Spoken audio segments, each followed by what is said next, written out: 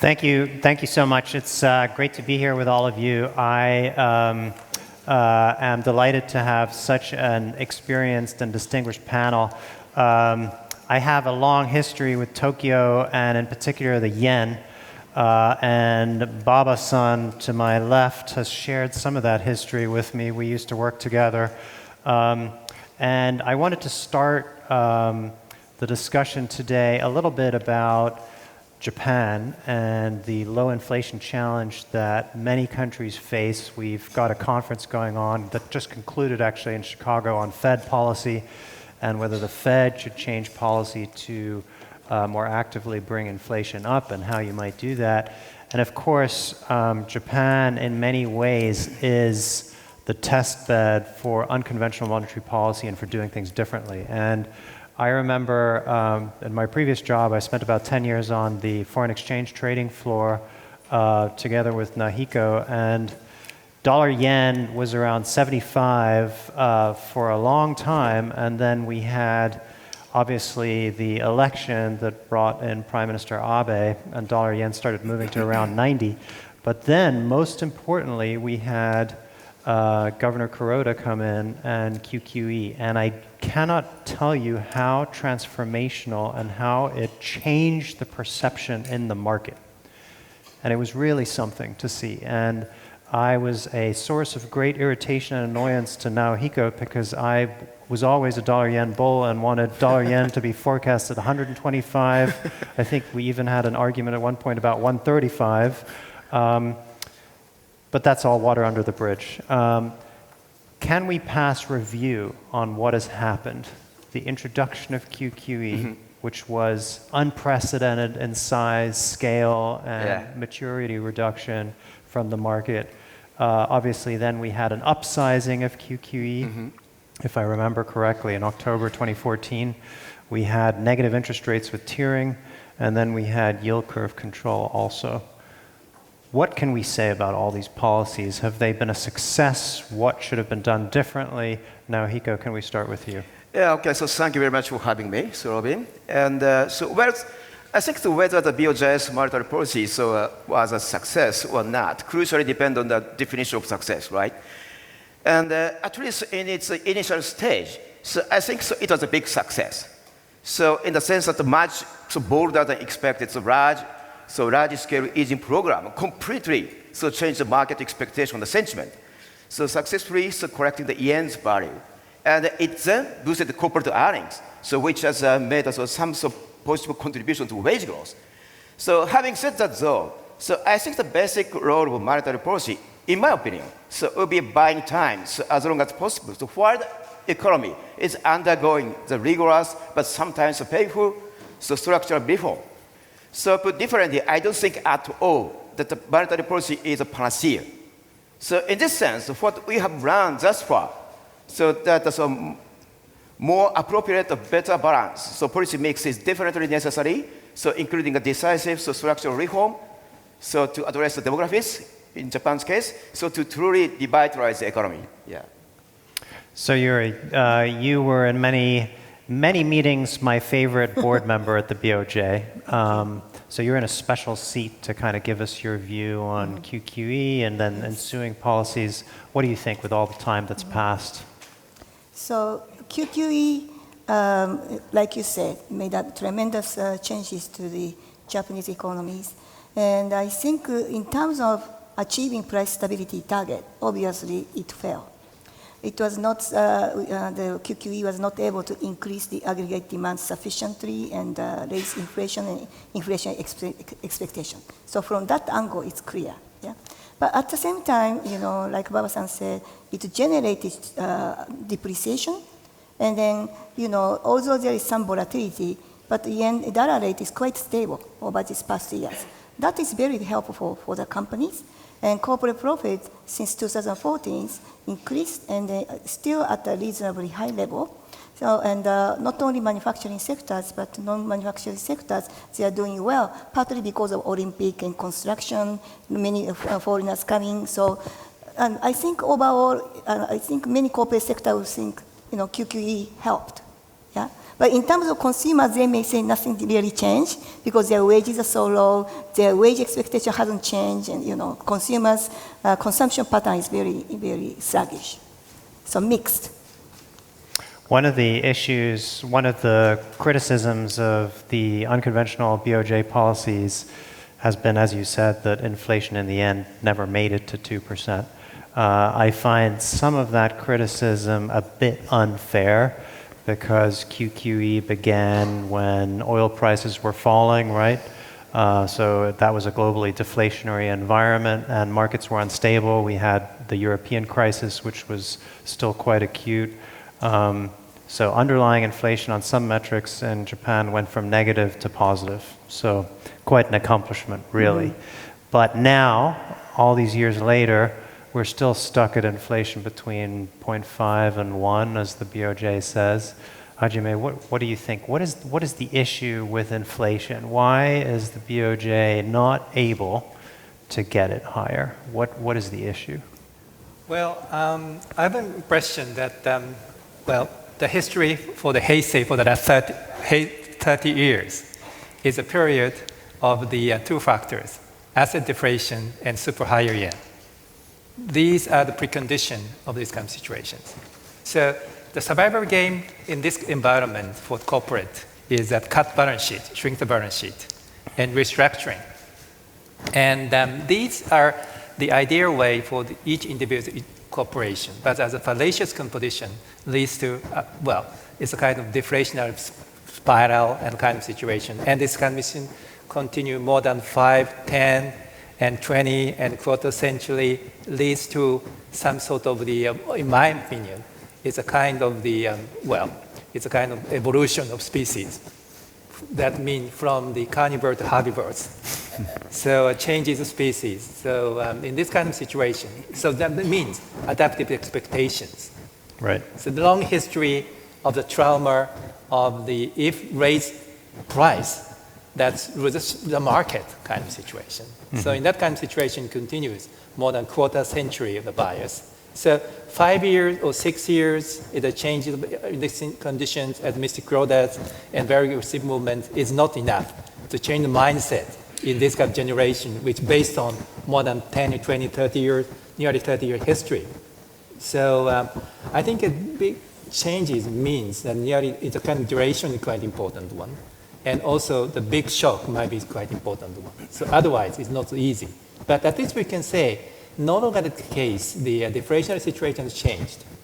But it's not easy to coming back to 2% growth. The 2% is maybe the case in the international criteria, but I don't think that 2% is too high in the worldwide situations. Right. So we have to change the sort of the, so the level can be changed in the future. Right? Sayuri? Yeah, can I sort of add Yes, please. explanation why we cannot achieve 2%? Yes.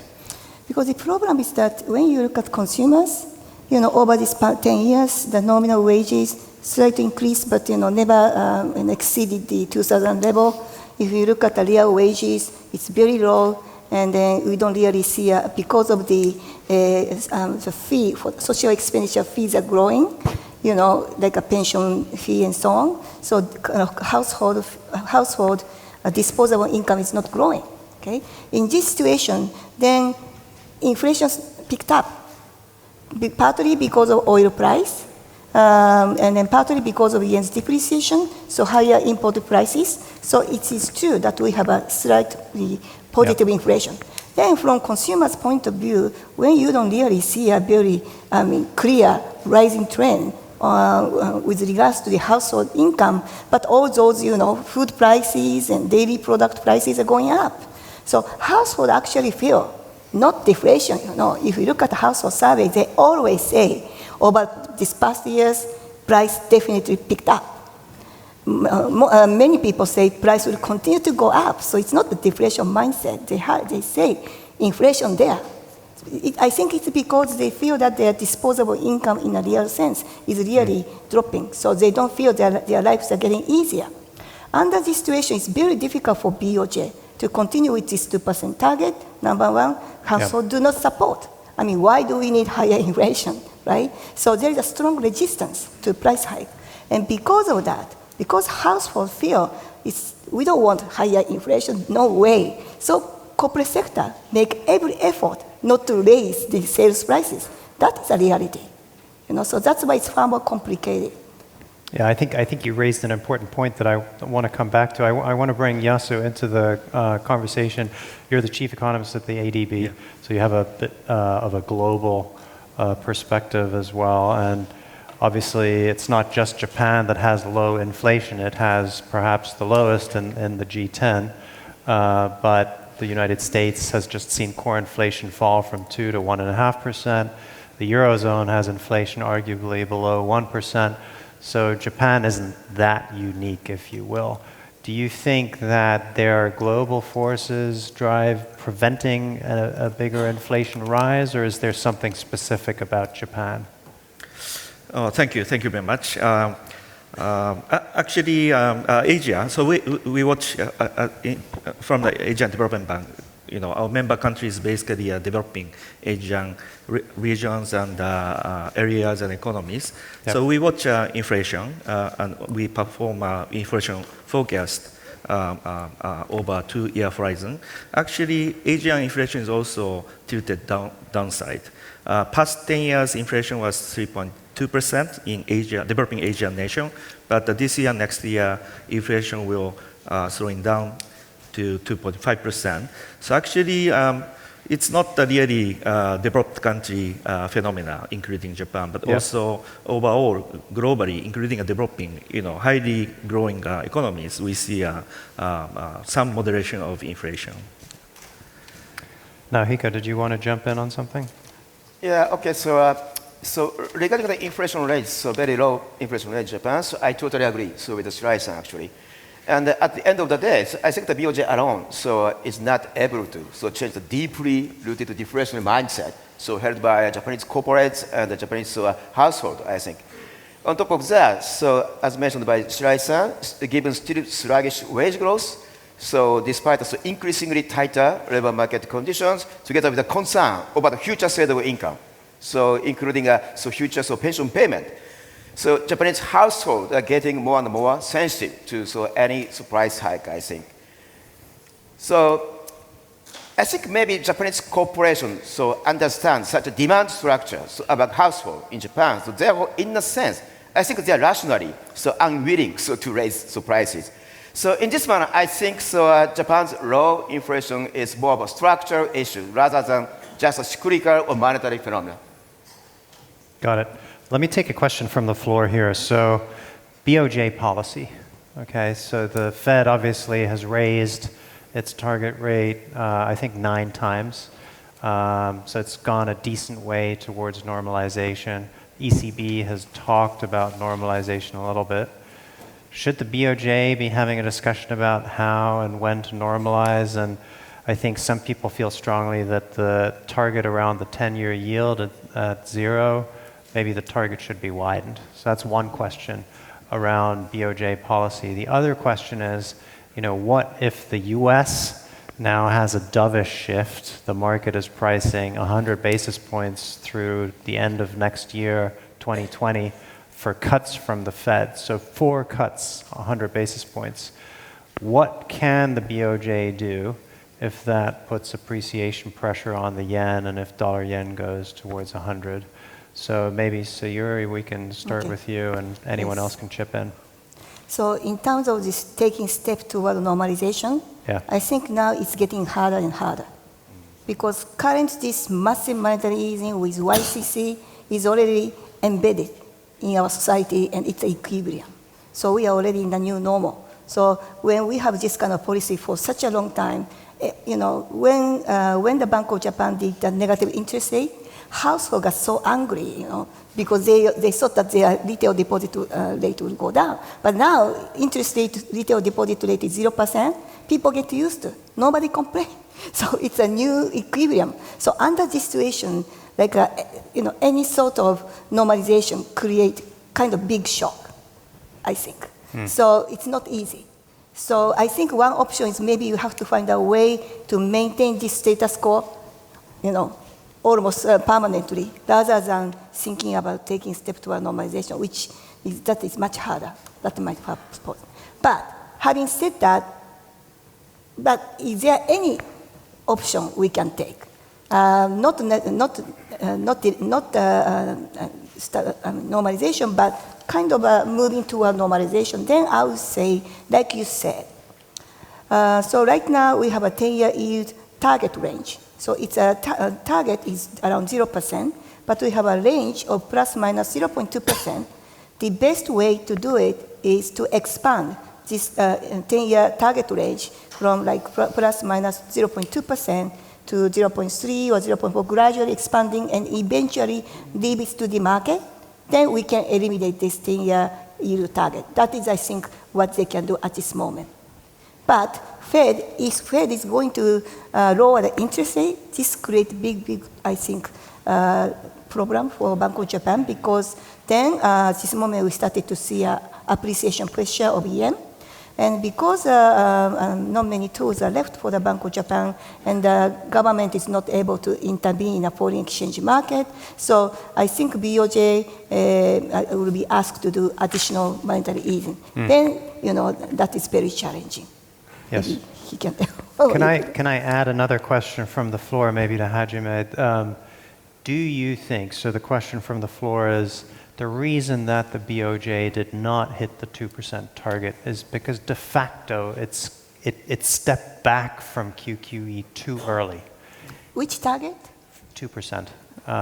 So the reason that Japan did not reach 2% is because basically the implementation of QQE was not aggressive enough. And if you remember, there was all kinds of discussion about JGB scarcity back in 2014, right? In fact, that kind of led to negative interest rates then in 2016, where people were skeptical that implementation could be aggressive. Yeah. Do you think inflation could have been brought to 2%, or is it just kind of impossible? I think I spent 3 years under this QQE. I feel that BOJ did everything they could do. Almost run out of the tools. True. So they did everything. So it's not the fault of BOJ. But I think similar to what Baba-san said, it's basically our inflation structure. So BOJ really started by saying, this is all deflation mindset, so all we should do is do monetary easing to get rid of deflation mindset. But the deflation mindset is related to persistent low wage, which is consistent with low labor productivity growth. And also we are shifting to the service-oriented economies, and then elderly care, and then it's not efficient and productive. So obviously we cannot pay a lot of wages. Plus we have this sustainability program about the pension. Right? People worry that we don't have enough pension in the future. So people really worry. So that kind of structural problems are there. So we cannot really solve this 2% target issue just by monetary policy. Hajime, you mentioned adaptive expectations, right? Yes. So couldn't you just shock adaptive expectations even more with an even bigger QQE program? I think a good result of the Mr. Kuroda's for the last 6 years is that test the limit. Right. But even though it's not easy. Yeah. And it's kind of a historic test. Because the first in history, BOJ was the front runner, introducing every kind of aspect. Yes. Zero interest rate the first, quantitative easing the first. Unfortunately, negative interest rate is not the first. ECB was the first. But yield curve control was the first. But cannot easy to realize the target 2%. And also, but 2% is very high target. But at least we can say they recovered from deflationary status. But these 6 years is a very good tailwind was had. Yeah. The tailwind means the state situation in the United States that raise interest rates. And a very good condition in the United States, that tailwinds, and raise interest rates. So that because making use of this kind of tailwinds, BOJ can try to normalize kind of situations. But the problem is that right now, the U.S. situation turned a corner. Yes. So now, the first time the BOJ has the trauma case is a very difficult kind of situation. So in that case, I think right now is a quite difficult situation. For Yeah. the last 6 years is a very good situation, except the year 2016. But now it's a kind of situation, and especially we are quite careful about the exchange rate situations. I think the BOJ is quite nervous Yep. about the exchange rate situations. Yes. Even in this cut interest rate, a negative interest rate, I don't think it's not easy to change the mindset of the exchange rate market. You mentioned the exchange rate. There's a question here, which I want to fold in with another question, and perhaps we'll make this the last question on Japan narrowly, and then we'll move to trade conflicts and emerging markets. So there's a question from the floor. Is there an expectation on the panel of U.S. recession risk? Yasu, I'm curious what you have underlying in your forecasts for the region. And then separately, if the BOJ were to normalize, let's say you exit YCC, you exit QQE, wouldn't dollar yen go straight back down to 70 or 80? And wouldn't that be a huge problem for Japan? Would the adaptive expectations be reaffirmed? And then last question, so this is a triple round. Consumption tax. The biggest question investors outside of Japan have is Japan going to raise the consumption tax as planned from 8 to 10% in October?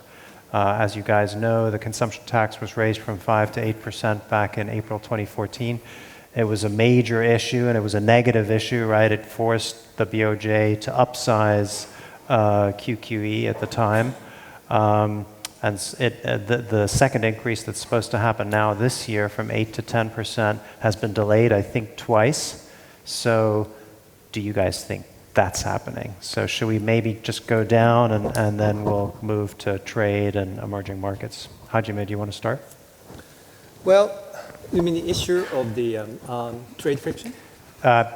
Issue of consumption tax Consumption hike. tax. Is Well, it going to happen? I think consumption tax is concerned. I think it's quite likely that they will raise in October, but I think it's a very difficult conditions right now because the situation worldwide is slowing down, and in that kind of situation, if they raise consumption tax, I need some sort of additional way for stimulating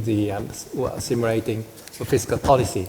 I have an impression that 2 or 3 trillion yen, additional spending might be necessary if they introduce these kinds of consumption tax is concerned. So Yuri, what do you think? Consumption tax Yeah. and then dollar yen and complete exit?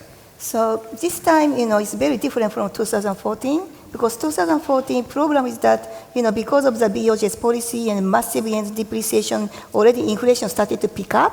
Together with the consumption tax hike, generated additional 3% inflation. An additional 2. So that created more than 3% inflation. That created big price shock. But this time it's very different because number one, government exempted this consumption tax hike on all food and beverage. That's very important. And second, government is going to introduce, early child education fee free. So because of that, when you look at the CPI, this time consumption tax hike is not going to increase the inflation that much. Mm-hmm. And then so I think timing is bad because of this trade zone, Japan's manufacturing sector, the performance is deteriorating, timing is bad. But at the same time, non-manufacturing sector is good. So I think this time, I think government will do it. If the BOJ will try to normalize monetary policy, I think there is a very strong danger that there will be speculative attacks against yen's appreciation. So it's very difficult. That's why probably BOJ will not move almost permanently. But I just want to say one thing about this YCC. YCC is not Japan's invention. The idea came from my view, from U.S. government Fed approach conducted between 1943 to 1950 and 60s, targeting 3 months and longer term. Yasu, what's your embedded assumption on U.S. growth? Lots of people in the context of yield curve inversion are talking about U.S. recession risk. So whatever reason, policy change the U.S. or policy change Japan, slowing down of global economy can potentially generate negative consequences for Asian growth. Actually, Asia has been growing around the rate of 6% in the last few years and continue this year and next year. But slightly slowing down trend, mainly because of, again, global business cycle. But actually, currently we are seeing a global business cycle is slightly tilted downward, not because of trade tension or policy change, but because of mostly electronics production cycle and semiconductor production cycle. So next, innovation came to the markets, then we see bounce back.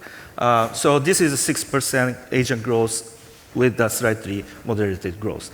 Another thing I'd like to emphasize is if we decompose, if we uncover from the data what's the underlying determinants of current very strong developing Asian growth, 6%, actually more than half of the 6% growth has been driven by domestic consumption as well as investment, both private and public. So actually, Asia became more and more insulated from external impacts. So I'd like to, with that, I think slowing down the U.S. economy is indeed worrisome, but it's not really, after all, won't generate a very significant impact on Asian economy.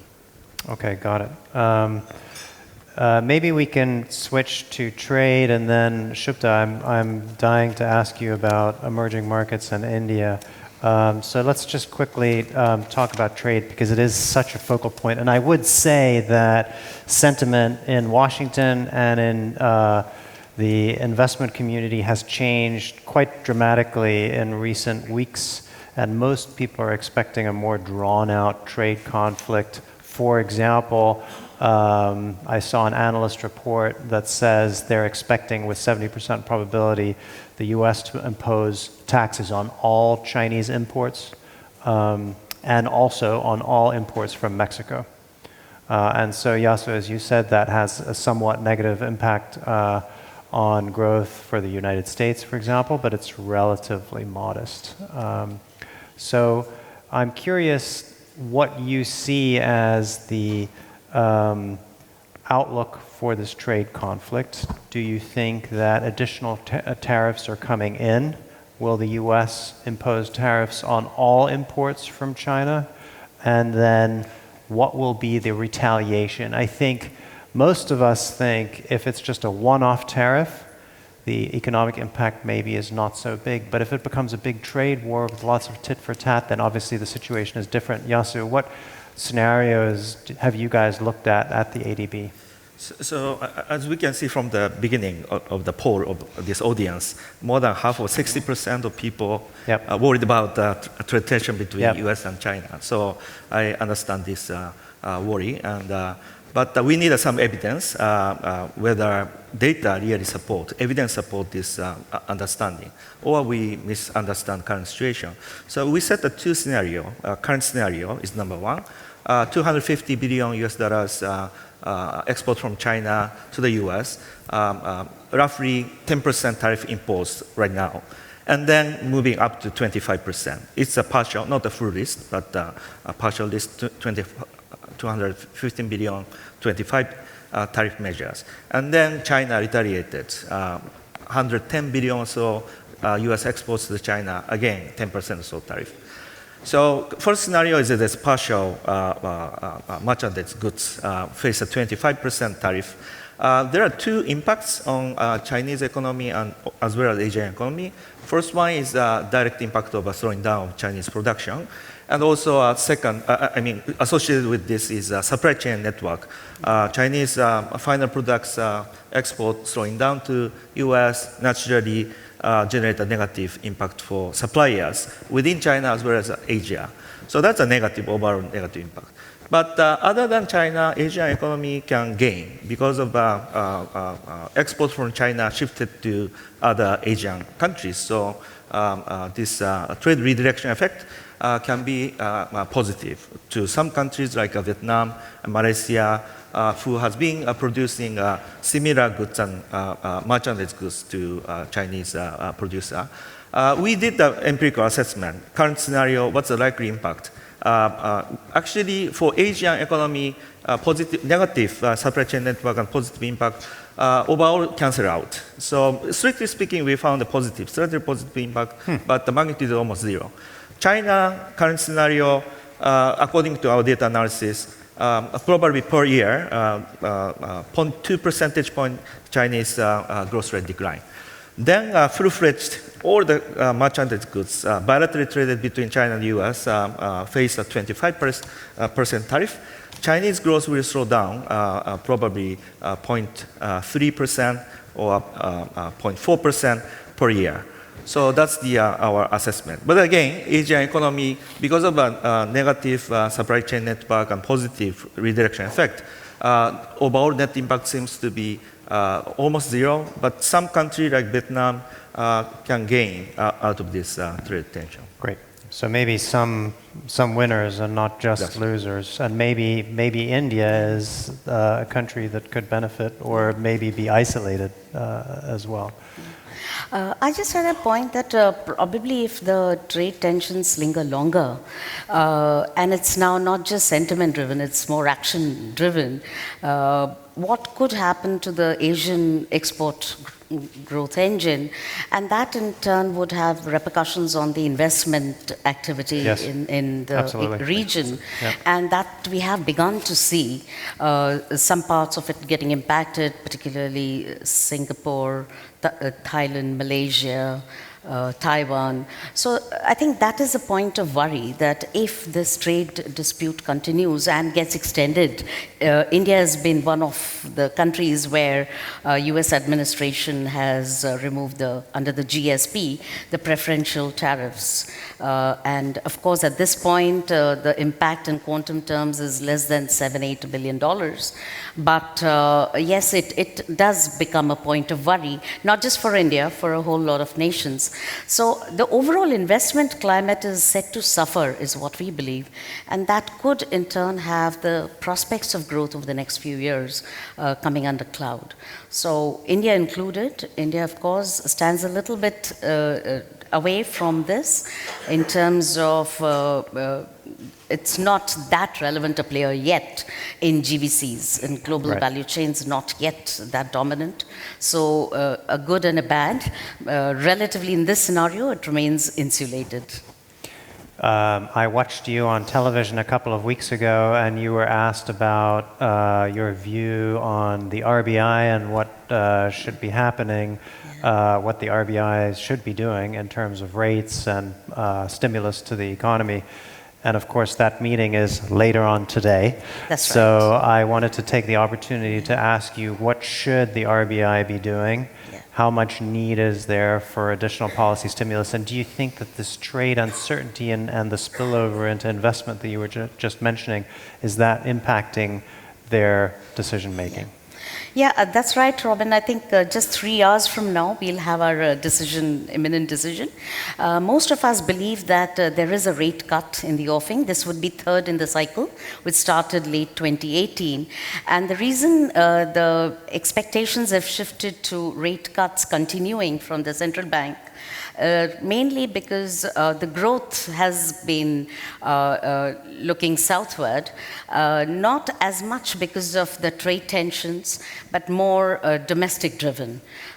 We have a domestic consumption that is the biggest driver of growth, and that has been on a deceleration mode for last many quarters.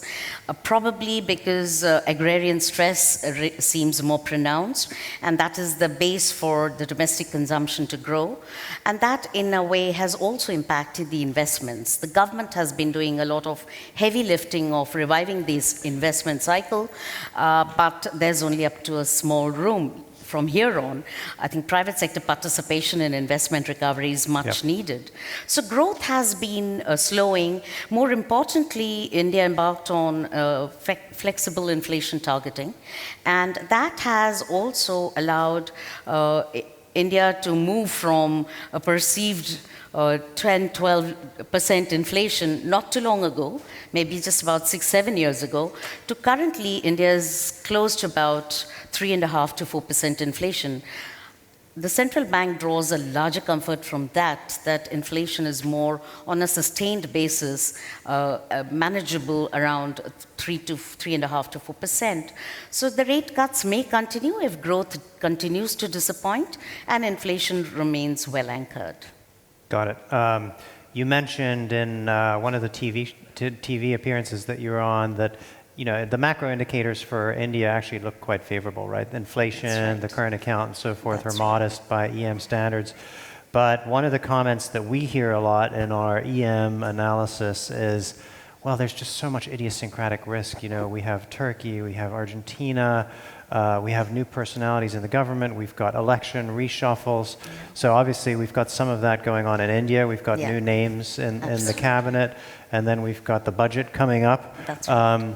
Can you give us your view on those? And for foreign investors who are looking for an EM that isn't exposed to these trade conflicts so directly, which India ticks the box on, what are the positive catalysts that people can look for? Sure. As I said, India remains relatively insulated at this point amidst the geopolitical and global trade-related uncertainties. What really would be a key positive is how the new government, which unexpectedly had a huge overwhelming majority in the recently concluded elections, shows and demonstrates its appetite for the next set of reforms. The last 5 years did see 2 or 3 big reforms, namely the goods and services tax rollout, the bankruptcy code rollout, and the flexible inflation targeting. But more needs to get done clearly because for a domestically oriented economy like India's, land and labor reforms have been lagging behind. And those, though, are under the arena of subnational governments within the country, but equally important is how the central government facilitates those reforms to take shape. So closely watched would be the extent of reforms that India can take over the next 2 to 3 years. Capital flows are much needed. Foreign savings, our domestic savings have been actually correcting for the last couple of years, and we definitely need foreign capital, particularly in areas of infrastructure, new areas of sunrise investments, and so on. But important would be how conducive does the government make for the foreign investor to stay invested in the country, and that would essentially be driven by the reforms that should be delivered fairly quickly over the next 1 or 2 years. Got it. I want to come back to something that Yasu was talking about, which is, there's a mixed bag for emerging markets here, because if the trade conflict is targeting China, maybe there are some winners if supply chains move to Vietnam and so forth. I want to ask you about the picture for EMs in the region more broadly. There is a view among some of our members and clients that the world is just becoming less friendly to emerging markets broadly. And I think we've talked about the geopolitical risks, trade conflicts, sanctions. Lots of emerging markets have been sucked up in those things. But then the globalization wave that we had in the last 20, 30 years was basically wage arbitrage. And if we now have things like 3D printing sneakers and stuff like that, maybe that just becomes less important. Maybe you could just manufacture it back in Germany or in the US. How vulnerable do you think emerging markets are, broadly speaking? Is there a risk that these technological changes are a medium-term risk? So there's a laundry list of challenges emerging market in Asia and other regions are facing. And of course, technological unemployment, arrival robots and sophisticated robots and AI displacing labor force. That's one of the these listed concerns. But I think short-term U.S.-China trade tension is generating turbulence, and also, now Fed is dovish, but external, monetary policy-driven shocks are also a potential concern. But overall, I think Asia, to the extent we looking at Asia, I think Asia's growth has been quite robust, and I think that will continue. But one most important challenge is financing investment. For Asia to continue growth momentum, maintain poverty reduction trend, as well as achieving a global climate goal, we need a physical investment in Asia. Actually, we did a study, and according to our study, developing Asia needs $1.7 trillion infrastructure investment needed to continue growth performance. But actually, currently, around $1 trillion infrastructure investment gap exists. So unless we fulfill this gap, Asia growth will definitely slow down in medium term. But actually, puzzling thing is Asian countries every year accumulate or save 3 trillion per year. So it's really puzzling why we cannot fill in this $1 trillion. Yes.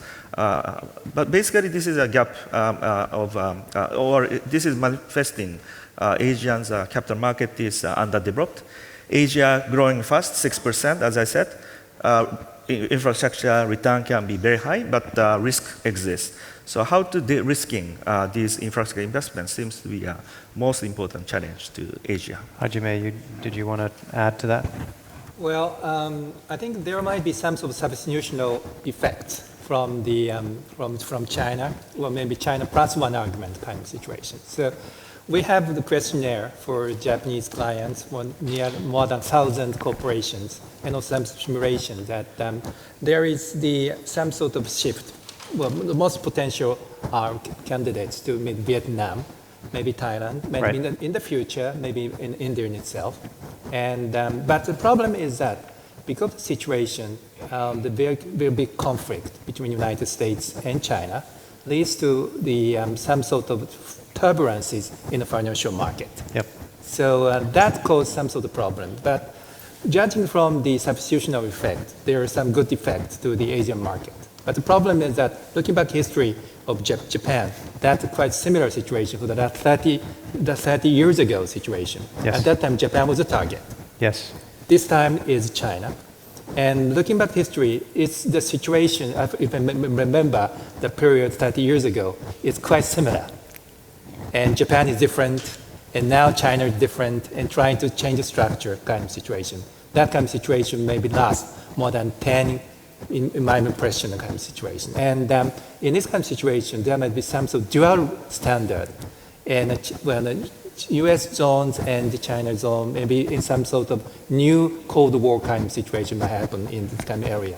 So needs some sort of the dual standard kind of situation. It needs some sort of cost. So that means some sort of slowing down of the global economic situation in the future, and some sort of changes in the potential growth in the future. That's the risk.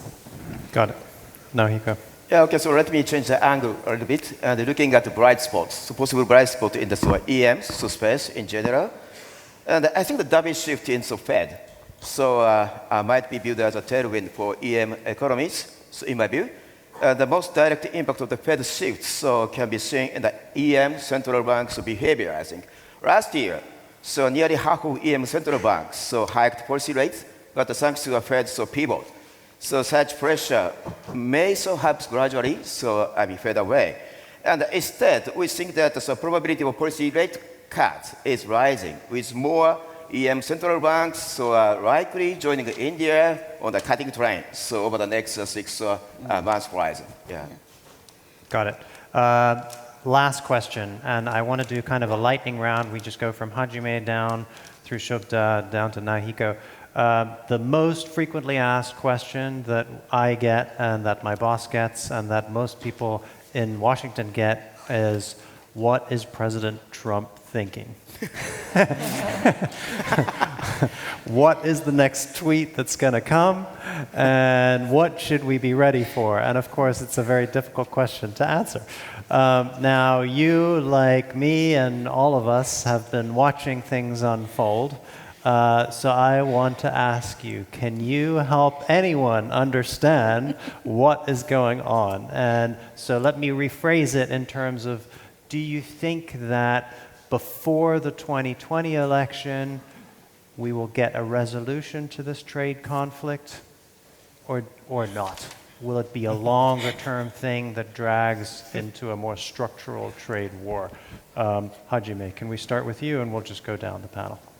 I think the issue is not just for, well, trade friction. I think its mine is that it's a kind of the hegemony fighting kind of situation. Yeah. The containment of the China power. So United trying to be number one, strong United States. This sounds like long. Yeah. So that means longer than that. Okay, so Even you're... after Mr. Trump would continue. Well, I think he talked to the ordinary people. So he liked to use some concept that people understand. For example, rather than current account deficit or surplus, he liked to use bilateral trade, which is easier. So now he's looking at China because China has the biggest U.S. trade deficit. But now, there was a U.S. Treasury report which they pay attention to Vietnam now. So Vietnam is also under U.S. government surveillance. So because Vietnam also have a lot of current surplus and they becoming to have a bigger trade surplus with U.S. So, we cannot just shift the production location from China to Vietnam. So that kind of thing easy for audience to understand, but economically doesn't make sense. Yes. I think it's a little difficult to predict what's going to happen next, but I'm asking you now. Yeah. But I think Yes, no. I'd like to emphasize, as India showcased, countries' engagement in structural reform in right direction. That's very important. Also, keeping and appreciating the open economic regime, because Asia, I'm talking from the developing Asia viewpoint, Asia has been number one beneficiary of the open trade and investment regime. So we need to, our country should engage this process by supporting CPTPP as well as RCEP. The other thing is actually related to your comment about trade tension. We did also research on what's the impact of a sentiment change on economy. We indeed found, actually we searched over a newspaper article by a keyword like a trade tension, risk, etc., US-China escalation, etc. Actually, and then we constructed the trade uncertainty index. This index is highest in last 30 years, according to analysis. And this risk seems to negatively affect the investment. Quantity-wise, 1 percentage point investment will decline because of sentiment change. Naturally, business sector, they will take a wait-and-see strategy. So I think it's very important to keep more positive, forward-looking manner. And we can be more optimistic, cautionary optimistic, but putting more weights on optimism. So I think this is very important. You're optimistic. Shobda. I can just say regarding the tweets, it just reminds me of action and reaction are equal and opposite. So we are going to see both directions, but brace for impact, and as he said, remain constructive. Okay, shorter. Nahiko, last word. Yeah, okay, so for the sake of simplicity, so if we concentrate on the current trade issues, we continue to expect that President Trump wants to announce some sort of agreement with China, so in late 2019 or early 2020. And with respect to U.S.-Mexico's dispute, so we expect the tariff escalation will stop at maybe 10%. So, and resolution is likely to be reached in the next few months. It is because we basically think that President Trump would not want to upset public opinions and the financial markets ahead of the 2020 presidential election. So positive. Positive. Okay, great. So you have a panel of economists, and we're split 50-50 down the middle.